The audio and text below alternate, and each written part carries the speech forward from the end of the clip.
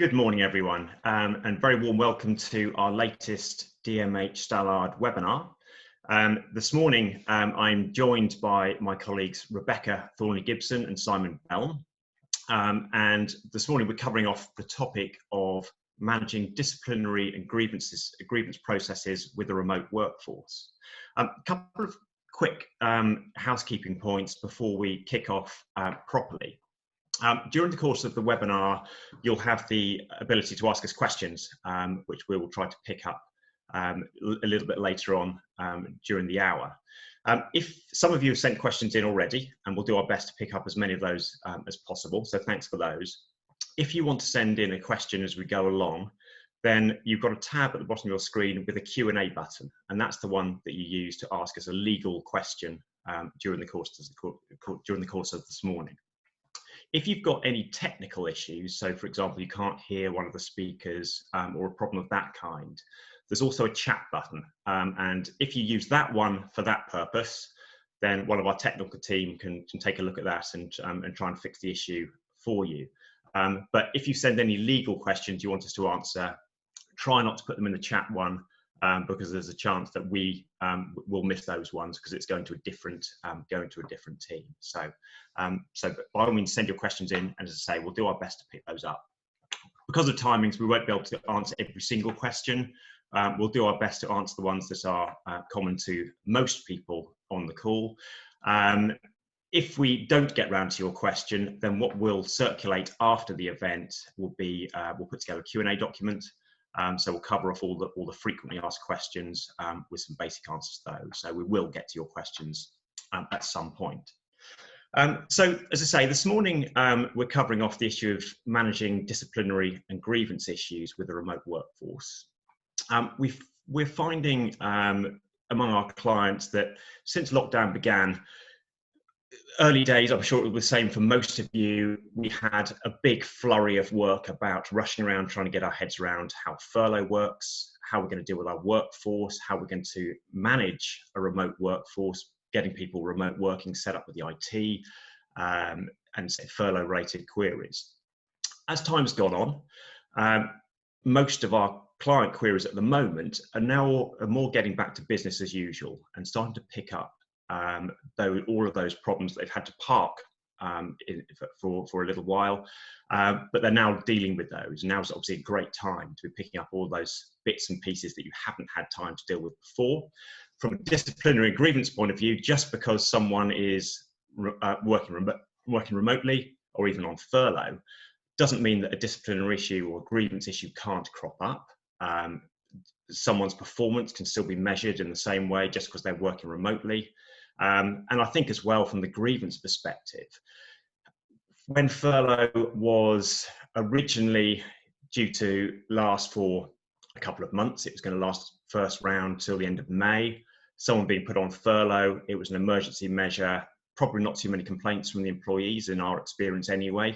But now with the possibility of furlough being extended all the way to October, I think we're also going to start to get grievances potentially coming in from people less happy about the prospect of being excluded from the workplace and not able to do a job for an extended period. So I think that we'll certainly expect to see a flurry of those sorts of things coming in. And as we'll cover off during the session, I think it's going to be risky to park those disciplinary issues that, you know, some of them may have even cropped up before lockdown even started and they've been parked in the meantime. Now is certainly the time to be looking at those and doing what we can to resolve them. So over this morning, basic structure is I'm going to start off by running through the absolute basics from a legal perspective in terms of what a normal disciplinary procedure looks like and the legal tests when we're looking at the possibility of a dismissal. Again, for most of you, that'll be pretty familiar stuff, but I think it's a useful starting point. First of all, as a general refresher, but also, so when we start to look at each different step of a procedure that we need to follow in normal times, that will start to highlight the potential problems from a practical perspective that we might have to deal with in dealing with each of those steps during this particular period. So once I've given a general overview, Rebecca is then going to look at those practical issues, so look at each of those steps of the process and give us some hints and tips on how we might deal with those in current times with remote workers, with furloughed employees. And then finally, Simon is going to cover off something that's very topical now, and that is going to be the issue of when we're getting to the back end of lockdown. Some of you will already be having staff returning to work as of yesterday, and over the coming weeks, that's going to be more and more common. And naturally, that's going to come with problems with staff either saying that they are not comfortable returning to the workplace because of health and safety concerns. It might be that they've got childcare issues. So Simon's going to have a look at that particular issue and give some advice on how we deal with those particular problems. So moving on, in terms of, as I say, I'm going to start off with a general overview of the legal position when it comes to a fair conduct dismissal. So if we can just move to the next slide.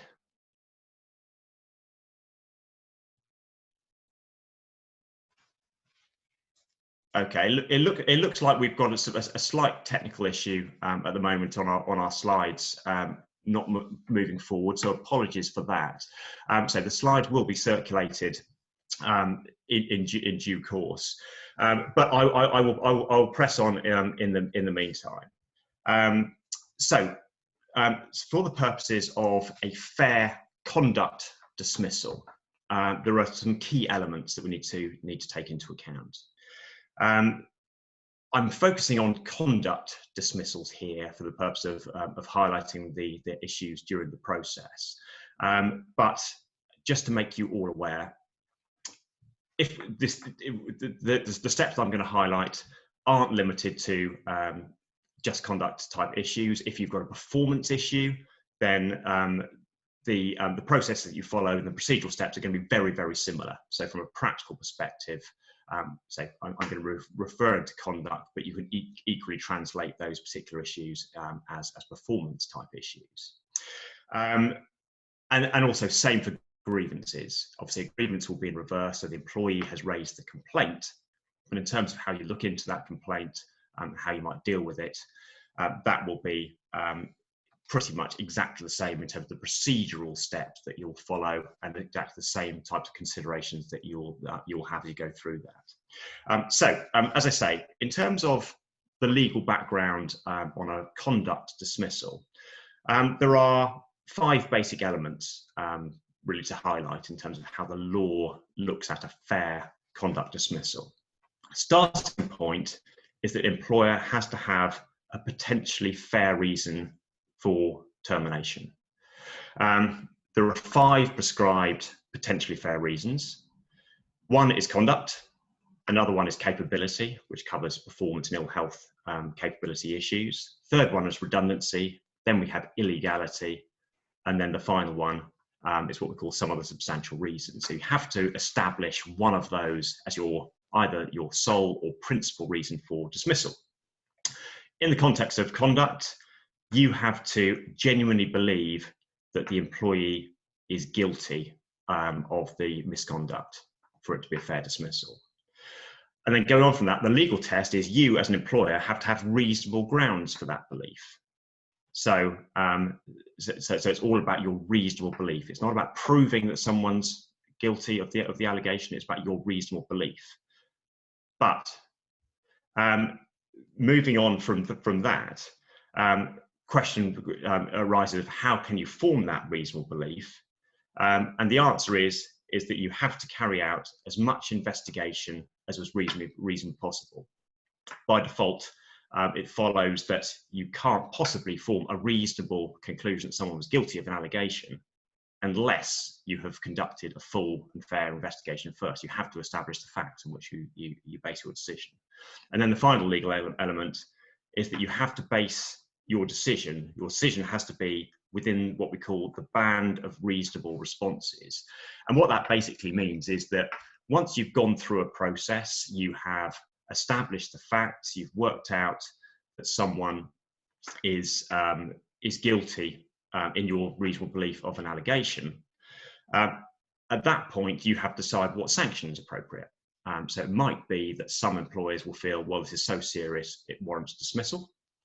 A different employer might think, well, actually, because of the particular background, we are taking the view that that we're only going to give the employee a final warning, for example. Both of those are potentially reasonable responses. It doesn't have to be that any employer would do the same. So as long as your decision is within that range of reasonable responses, then that will amount to a fair dismissal. So those are the sort of the key core legal principles in the background.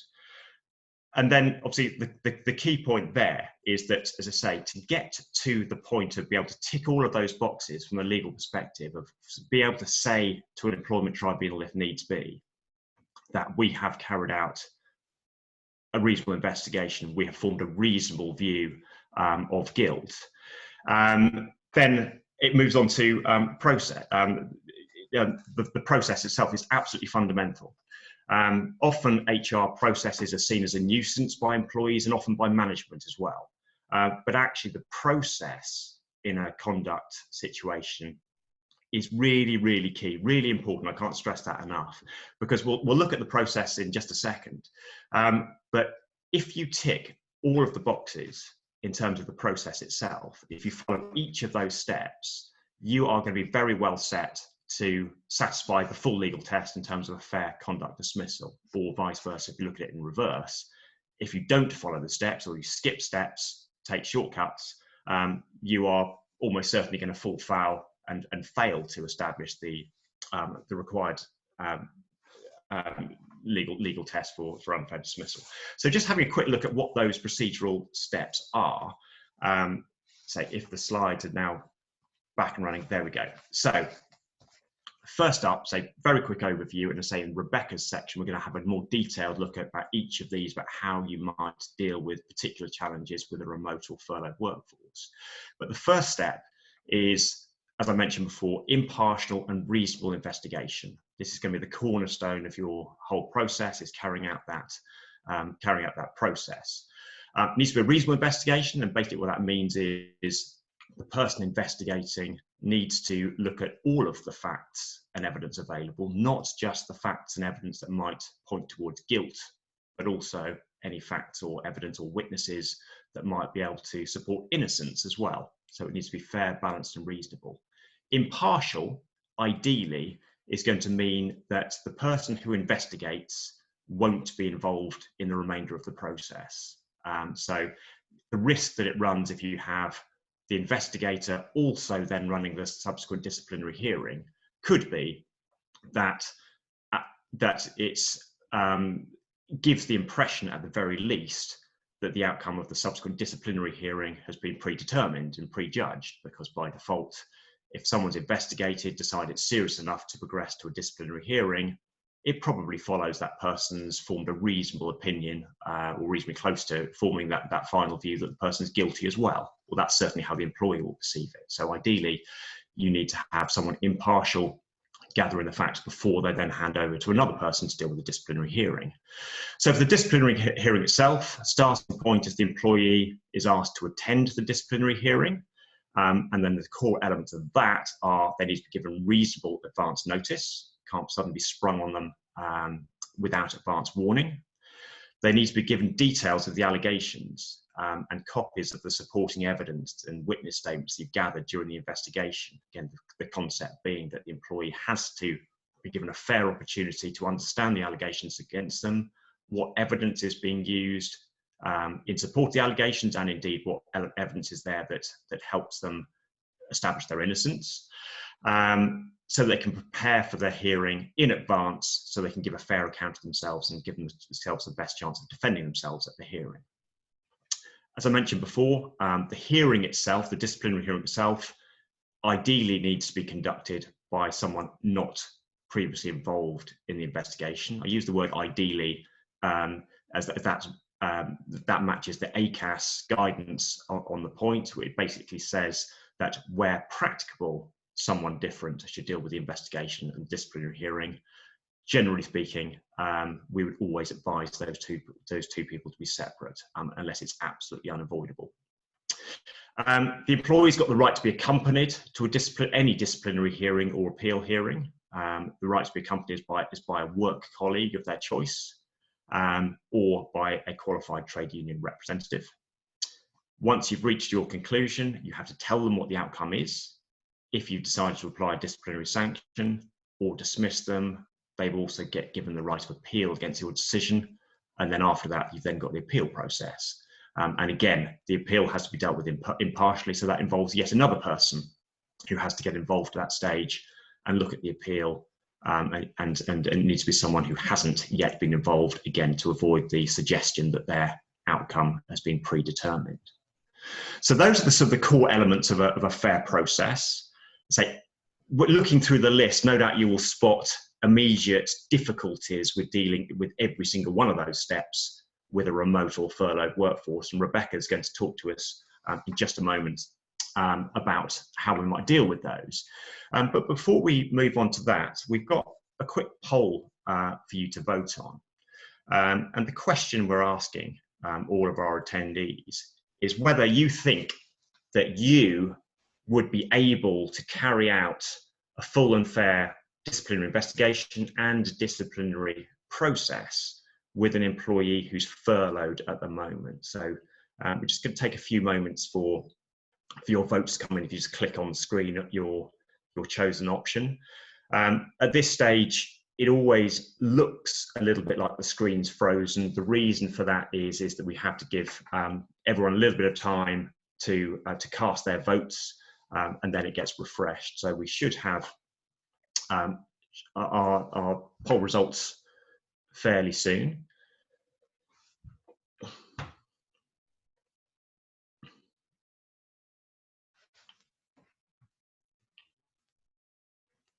So we'll just give it another short period of time for the final votes are still coming in.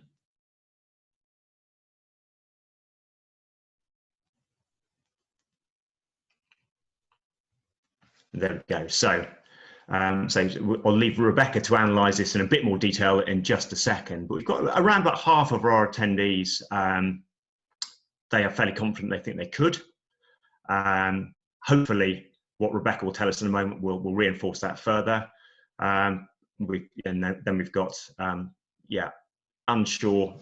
Probably unsurprising, we've got a fair chunk in that category. So there's it's interesting, probably not unsurprising results, but interesting nevertheless. So at this stage, again, I'm going to pass over to Rebecca now, who's going to talk us through those procedural bits and pieces, and hopefully will give most of you as much confidence you can that you can deal with the process. Thank you very much, Will. Well, that was quite an interesting result, I think, from the poll. So a third of you are unsure, which is great, because you've joined this seminar. So hopefully we can give you some more insight on that. For those that do believe that they can carry out a fair disciplinary or grievance whilst employees are on furlough, then hopefully we can take you through some of the furlough headaches and also some of the risks that are involved with carrying out those processes whilst you have employees who are on furlough. So I want to start with some of the furlough headaches, and then I'll move on to some of the practical issues of dealing with the processes when somebody is either remote because they are furloughed, or simply they're remote because the situation is still that they're working from home or possibly from another location due to the current pandemic. And as Will said before, we know that now with furlough, there is the potential for employees to be on furlough until October. There's also the very likely possibility that many unfurloughed employees are going to be working remotely for a much longer period than we had all anticipated. And therefore, this becomes a real issue as to what you do with employees who either bring grievances or where you feel that disciplinary processes need to be started. So I think the starting point in respect of can you bring disciplinary and grievance proceedings for somebody who is on furlough is yes, you can start the process. And equally, if an employee who is on furlough wants to submit a grievance, then yes, of course, they can submit a grievance. So there's nothing to stop the processes starting. The difficulty, however, is the processes continuing. So the continued participation of various parties in the processes is where the difficulties are going to arise. And also, one of the key considerations for the employer is that they won't want to jeopardise claims that they've made under the job retention scheme for wage costs. So we know that the guidance documents governing the job retention scheme and the HM Treasury direction that sets out the legal framework for the scheme, we know that employees on furlough cannot carry out work whilst on furlough. And if they are carrying out work, then the wage cost claim will be jeopardized. In effect, the employees will not be eligible for those wage costs to be claimed by the employer. But what is work? And that's the sort of the question that's causing employers to scratch their heads, because there isn't a specific definition of work in either the guidance document or the direction documents. We know that the guidance document states that employees shouldn't generate revenue whilst on furlough, and obviously bringing a grievance, raising a grievance, or being involved in a disciplinary is not going to be generating revenue. But the guidance document also then goes on to say that employees shouldn't provide services for the employer. And that's where the question arises in the context of continuing participation in a grievance or disciplinary process for some of the cast members, as it were, in those processes. Are some of those cast members likely to be carrying out work? Now, last week, many of you may have seen that ACAS published some new guidance on disciplinaries and grievances during the pandemic, and that covered both situations where employees are furloughed, it covered situations where employees are also working remotely, and it also covered the situation of how you carry out fair disciplinary and grievances in accordance with public health guidance. I don't want to say too much about that latter point, other than, you know, quite clearly you're not going to be cramming lots of people into a very small room to have a disciplinary or grievance meeting. You know, we might have seen that previously, but quite clearly that couldn't happen. So the public health guidance I will leave, and that may well be another issue for guidance at a later point. But I want to focus on the participants in the process and who can take part in accordance with the current ACAS guidance. Well, the ACAS guidance says that everybody can take part in a disciplinary or grievance investigation, even if they're furloughed. Now, remember that the ACAS guidance isn't binding, and also the ACAS guidance can quite often conflict with other guidance documents, such as and legal documents such as the HM Treasury direction. But the ACAS guidance documents states that all of these participants are able to be involved in the disciplinary or grievance. So that's the subject of the proceedings, i.e. the person that's being disciplined or the person that has raised the grievance, the chairperson or the decision maker, the note taker, an interviewee or a witness, and of course the companion that is going to accompany the subject of the grievance or the disciplinary. So ACAS quite clearly states in its guidance that all of those people, regardless of the fact that they're on furlough, can take part. However, and there are several howevers that I'm going to talk about, that participation must be voluntary, i.e. they're doing it in accordance with their own choice. Now, it's probably going to be the case that somebody who has raised a grievance is going to be doing it out of their own choice. They have made their own decision to submit that grievance. So that's probably not problematic, albeit you could find that an employee says, well, I had no choice but to raise a grievance. However, I think if you look at the disciplinary situation, it's probably going to be rare that an employee is going to say that they chose to receive the disciplinary invite or the investigation meeting invite. And it's probably likely that employees who are subject to disciplinary proceedings, if they look at the ACAS guidance, will probably say, well, look, I am not going to participate on a voluntary basis whilst I'm on furlough. And if you want to continue to conduct the disciplinary process, then you may well have to take me off furlough. And in fact, that would probably be to the advantage of the employee who's subject to the disciplinary proceedings, because being taken off furlough will mean that they then come back onto full salary for the period of time of the disciplinary.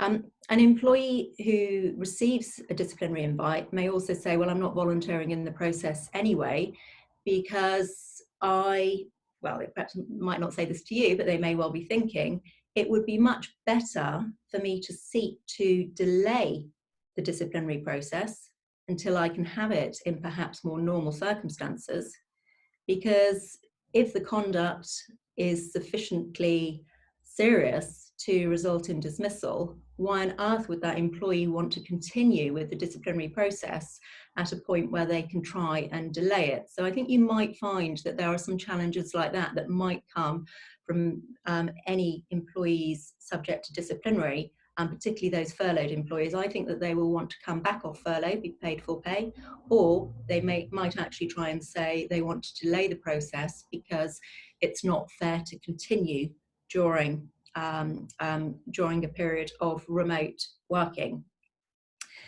But moving to some of the other participants in the disciplinary and grievance processes, so the decision maker, the note taker, witnesses, those employees may well be on furlough.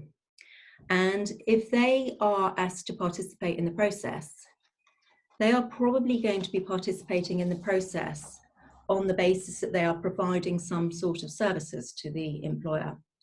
So for example, the decision maker, it may well be the line manager, and part of the line manager's responsibilities may be to conduct disciplinary processes when requested to do so.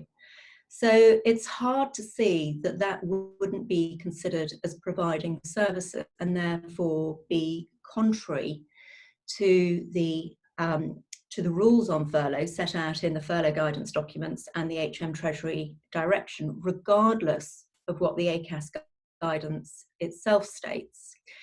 The note taker, that could be somebody, that could be an administrator that's also on furlough, particularly in smaller organisations where a lot of people have been furloughed, where you know, sort of a significant proportion of the workforce have been furloughed in those smaller organisations.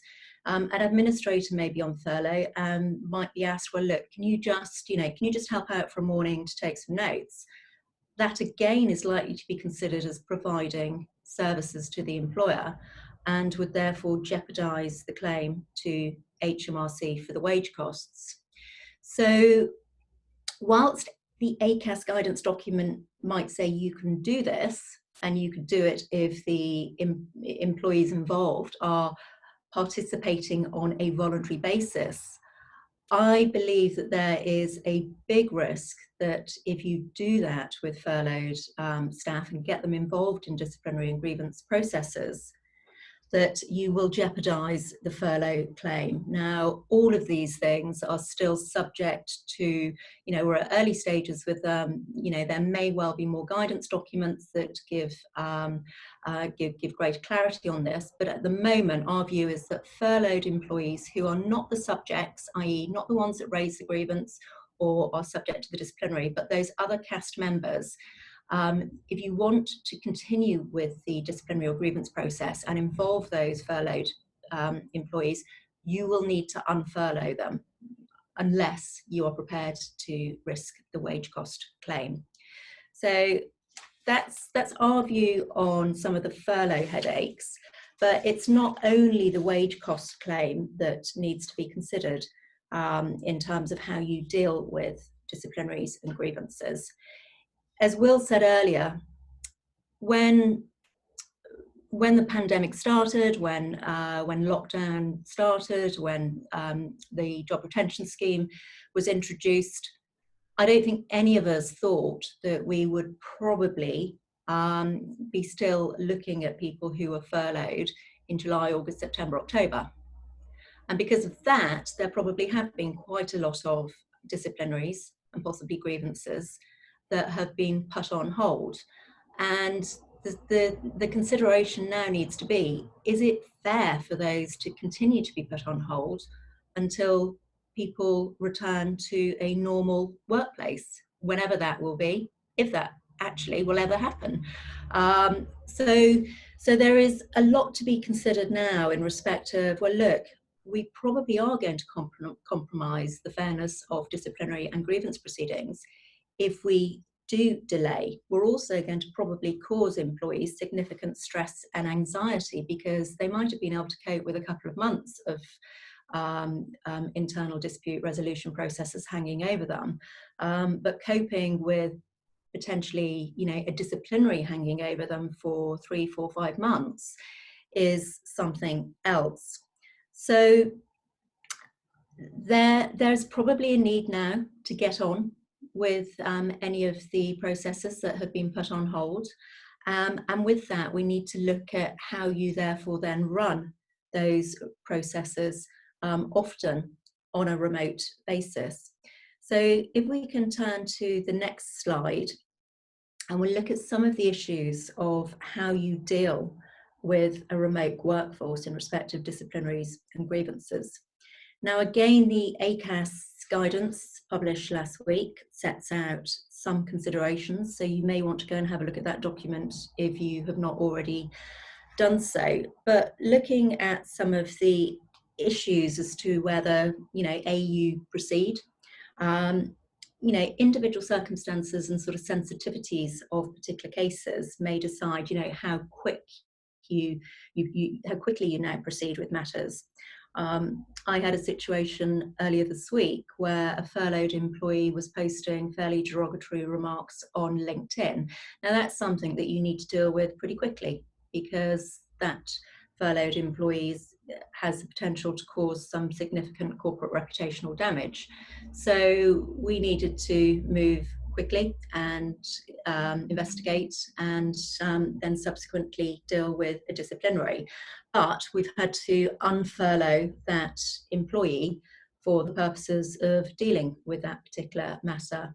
There may be other matters that you do feel actually it can wait. So, for example, if there was a fairly minor sort of a minor disciplinary regarding somebody's lateness that had started pre-lockdown, it may be that you could agree with that employee that is delayed for a period of time, and possibly delayed until such point as people are comfortable with going back into the workforce and dealing with it on a face-to-face basis. But dealing with things such as, how do you access documents and relevant evidence during an investigation? Could there be hard copy documents that are back in the office that need to be retrieved? And who is going to retrieve those documents? Who's going to put the hand up and say, well, I'm very happy going back into, an office and using public transport, perhaps to go into London and, access that. It may be that actually isn't something you want to ask employees to do. And if there are hard copy documents that you can't access, that might be a reason why you have to say, we can't at the current time proceed with this. Now, hopefully, most of the documents, most of the evidence will be accessible in electronic form, as they often are now in disciplinaries and grievances. But even accessing those documents and transferring them to individuals who will be at home, who might then end up printing documents off that you don't really want to be printed off at home, and who may share them with other individuals. You need to be quite clear with the parties involved in the proceedings that any documents and evidence that they are given during the process remain confidential, are not subject to transfer to anybody that's unauthorised. There may be evidence such as CCTV evidence that you might have been able to view in an office environment, but it might be difficult to transfer in terms of the size of the file with regards to that CCTV evidence. So you need to think, well, how would I actually arrange to get that to an employee?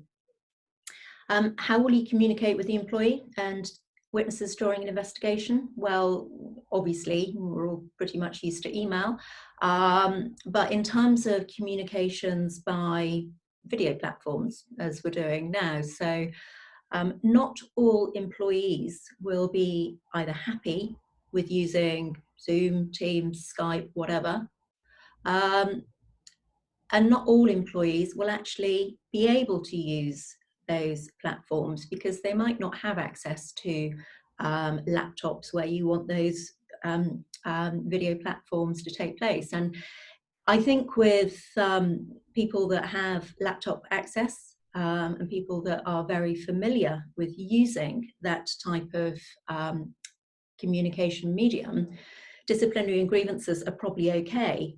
But for individual employees that would not normally perhaps be used to that type of office environment equipment, it's going to be quite a big ask to suddenly ask them to get onto Zoom calls and conduct their grievance and disciplinary proceedings. You may need to actually provide them with laptop access. You may need to almost provide them with perhaps almost a dummy run as to how the disciplinary or the grievance is likely to run.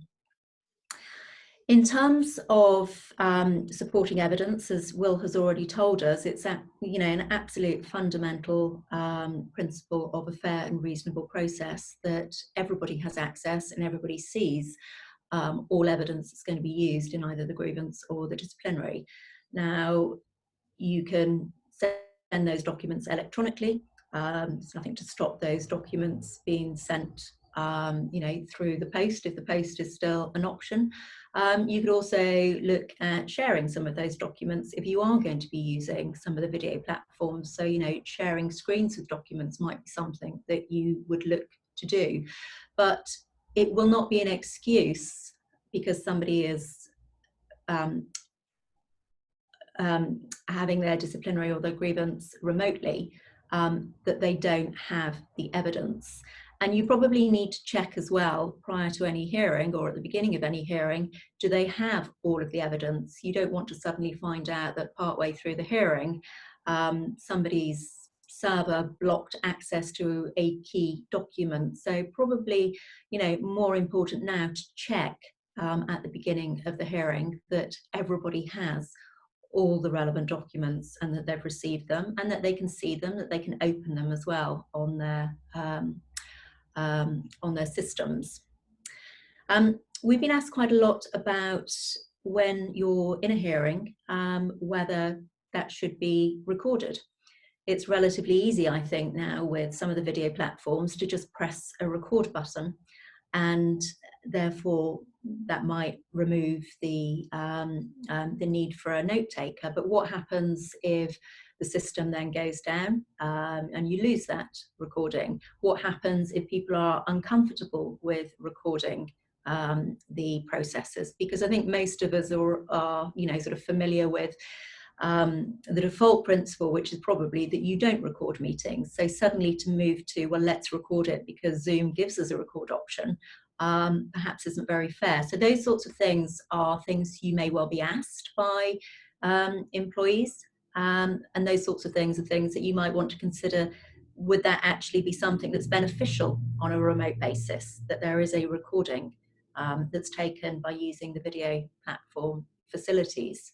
But the key thing is that everybody needs to agree what the process is. So, that's the sort of thing that you might want to set out in the invite to the disciplinary or the invite to the grievance meeting, that, this meeting will be recorded. Do you have any objections? Or this meeting won't be recorded. And you're under strict instructions not to record it. You may also want to check at the beginning of any hearing who is actually on that video or potentially that call. Again, I've had a number of sort of situations where perhaps people have been given access codes to the video platforms, and they have suddenly appeared during the disciplinary meeting, and the subject of that disciplinary had no idea that they were suddenly going to appear. Again, that's not fair. You wouldn't do it if you were conducting a physical disciplinary or grievance meeting, so you shouldn't do it whilst you're conducting a remote one. Now, in respect of the right to be accompanied to the disciplinary or the grievance meeting, that obviously remains, and it should be remembered that all employment law principles remain when you're dealing with disciplinary and grievances for either furloughed or unfurloughed staff, whether it's remote or not remote. So all the employment law principles remain, and that includes the right to be accompanied. Now, an employee working remotely, yes, of course, they can phone up a work colleague and ask them if they're prepared to participate in the meeting. If that work colleague is furloughed, the issue may well be, well, does that companion need to be unfurloughed to allow them to support the employee? Well, probably not, because the job retention scheme guidance does state that employee reps can still participate in processes whilst they're on furlough. So I think an employee who is asked to be a companion, if they are on furlough, they probably wouldn't be providing services and therefore wouldn't be within that category of work. But there is still, I think, a slight risk around that. But that companion will need access as well to the hearing. They'll need the video access or the phone access. A practical problem may occur during the course of the hearing where adjournments are required. So what do? Do you suddenly stop the Zoom meeting? Do you allow 10 minutes break? Well, probably yes. You would do that in a physical meeting, so there's absolutely no reason why you shouldn't allow adjournments during any calls or any video grievance and disciplinary meetings. So there's nothing to really prevent that fair right to be accompanied. There may be some issues with regards to perhaps the speed of setting up meetings, if people do need some technology support with it. But most of the processes that Will described at the beginning of this webinar are absolutely still viable, but a little bit more thought just needs to be put into how they can be run. So I know we've had some questions come through during the course of Will and my session. So I'm going to hand over to Will, who's going to run through some of those questions. Many thanks, Rebecca.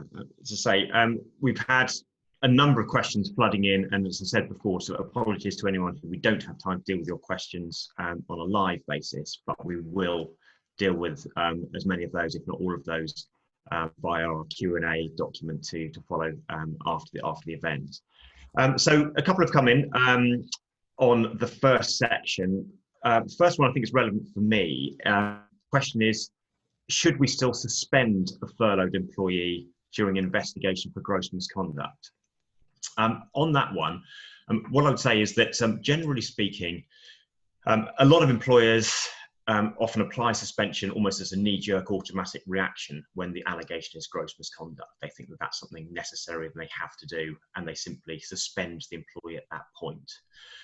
In any circumstance, that's actually quite a dangerous thing to do, because if you automatically suspend an employee, potentially it gives the impression that you've already decided the outcome, that they're already guilty.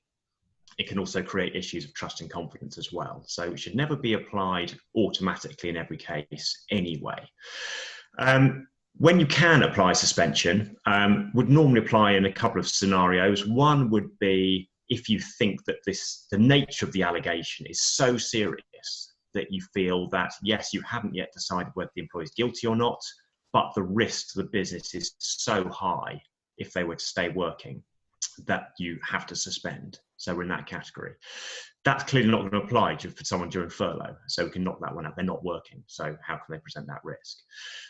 The second one is where you think that if they're not suspended, they might interfere with the investigation in some way. In other words, hide or destroy evidence, or possibly start talking to colleagues and try and get their story straight, that sort of thing.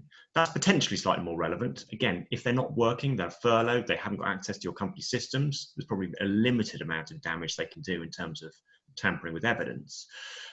If they're going to talk offline with colleagues via WhatsApp or private calls, well, actually, frankly, they could do that whether they were furloughed or not. So that probably in itself isn't going to be a particularly strong reason to suspend someone. So I think it's going to be pretty rare that you would need to suspend someone on furlough. But if there are exceptional circumstances where you need to set down extra special rules or conditions to them saying you must not communicate with any colleagues, then that's how you should deal with it. And then quickly before we move on to Simon's section, I've got time for one more now. We can pick up some more questions towards the back end as time permits. One for you, Rebecca. So the question is that we are partway through a performance review process with an employee who's got just less than 2 years service. The employee's on furlough. That means that they're not going to be able to meet the performance targets because they've been furloughed. Do we have to extend the review period out of fairness, or do we press on given that they are just short of 2 years service for unfair dismissal for unfair dismissal reasons?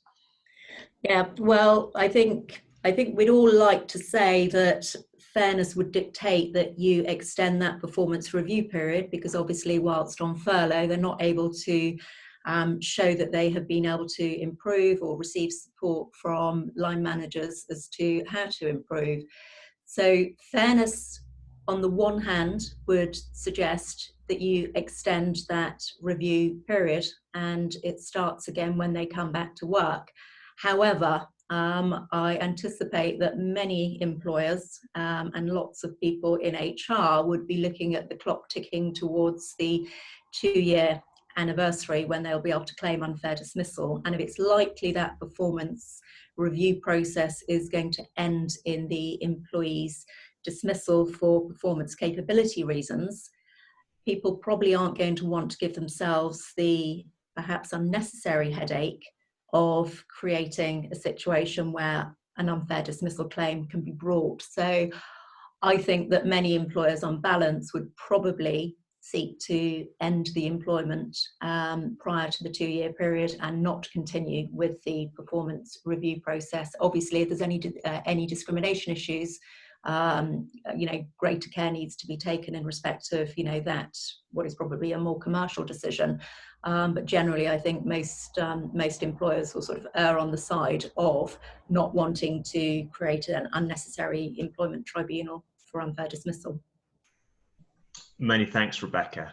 As I say, I think at this stage we'll move on to Simon's section, so we'll pick up further questions a little bit later. But without further ado, I will pass over to Simon, who's going to talk us through post-lockdown issues. Good morning, everybody. Yep, there have been quite a few big changes announced by the government over the last few days in terms of coming out of lockdown. So I'll be looking at some of the issues that may arise as a result of that.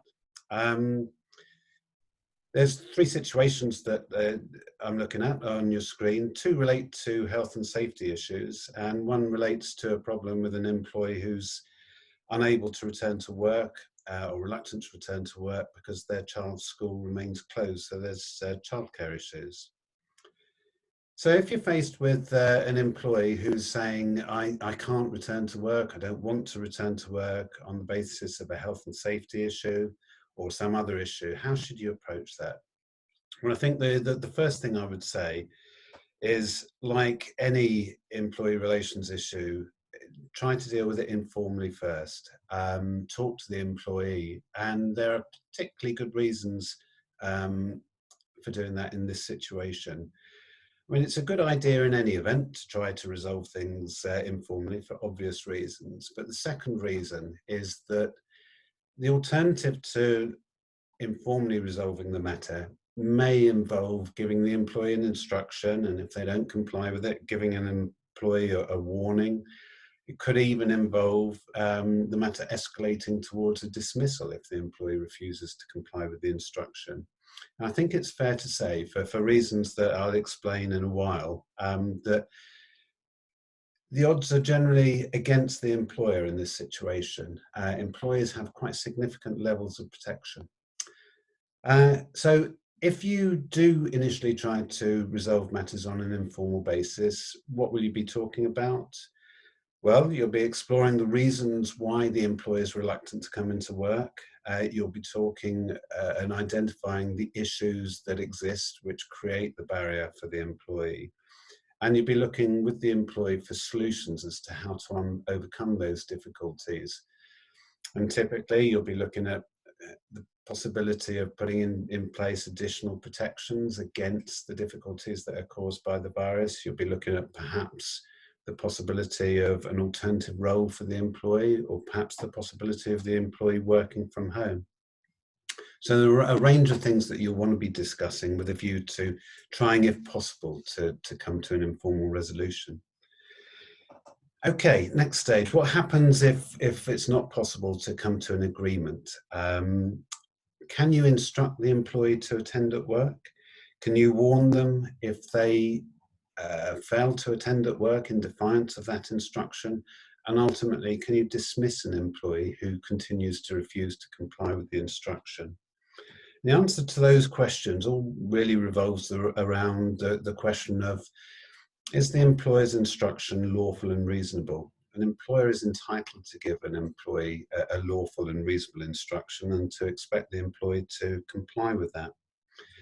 And at the heart of two of the issues that we're looking at, the question of what is lawful and what is reasonable is closely associated to health and safety issues and issues of risk.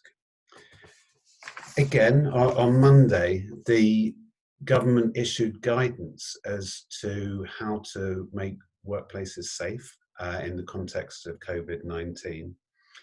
And it's fair to say, I think, that an instruction to an employee is not going to be regarded as lawful or reasonable unless we're able to say that they are able to return to a safe working environment. The guidance that's been issued by the government on Monday, there are different sets of guidance for different sectors, but they all follow the same approach. It's essentially that employers are going to need to carry out a risk assessment in relation to the risks that are presented by COVID-19 and then take measures to minimize the risks that arise. And so there's a lot of references to isolation, 2-meter rule. There's a lot of focus on cleaning the work environment, suggestions in relation to the creation of barriers if individuals have to work closely physically from time to time with each other. It looks at questions of protective equipment. It looks at how you reorganize working arrangements, particularly in relation to timing, so as to minimize levels of risk.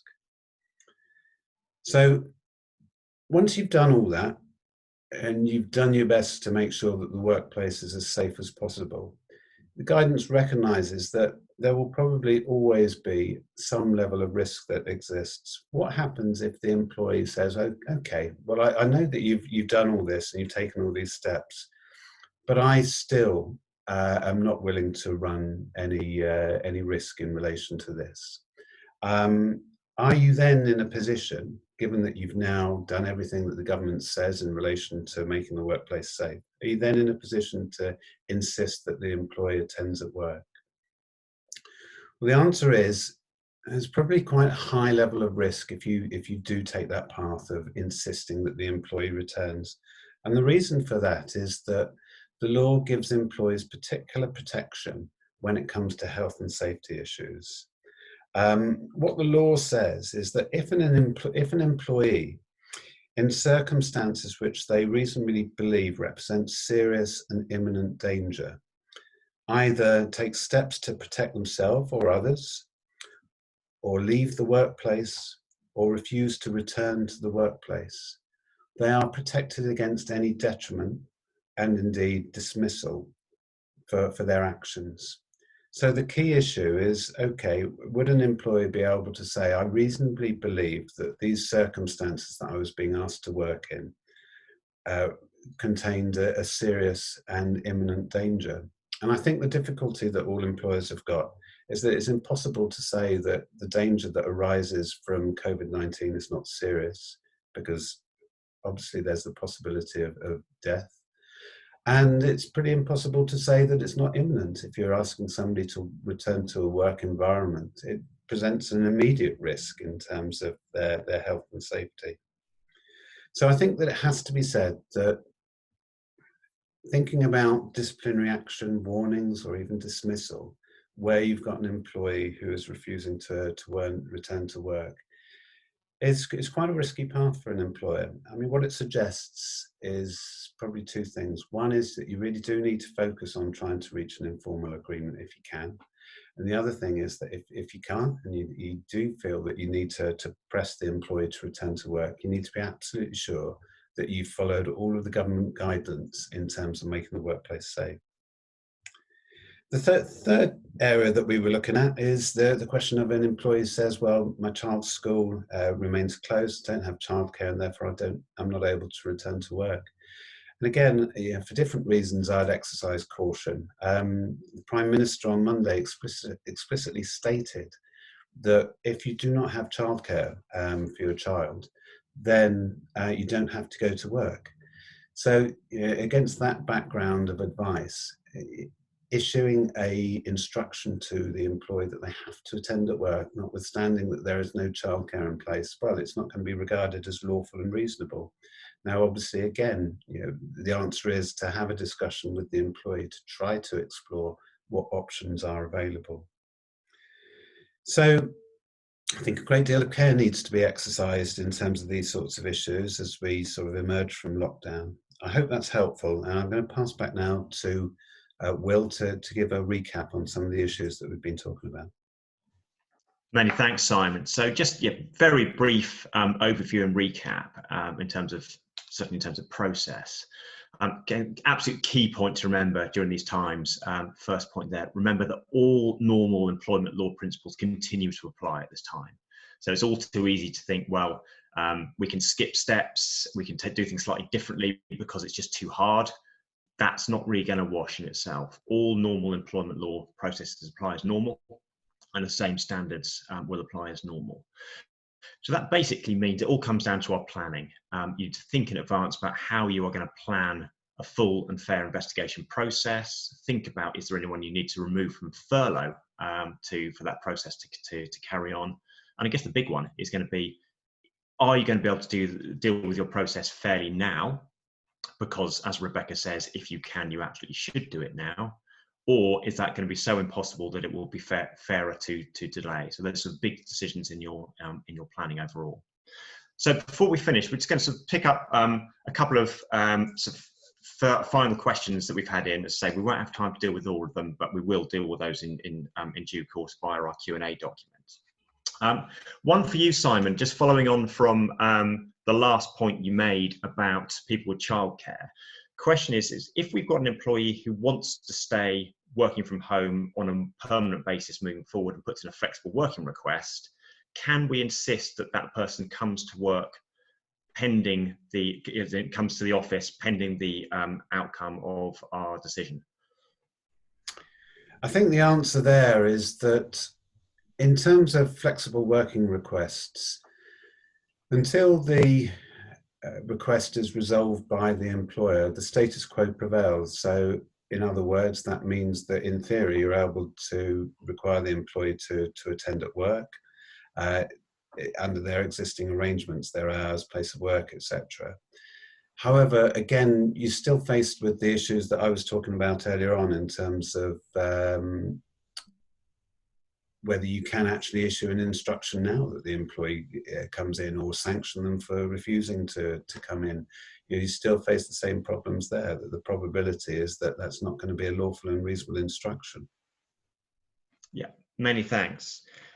Given that we're almost out of time, so I'm going to park the questions there. As I say, what we'll have on our website next week, we'll have a full recording of this. So if there are any sections that you missed or want to look at again, or indeed share with colleagues, that'll be available via our website next week. And we'll also publish our Q&A document. So apologies for many thanks for all those questions we have been having in, and we'll deal with those in our Q&A document next week.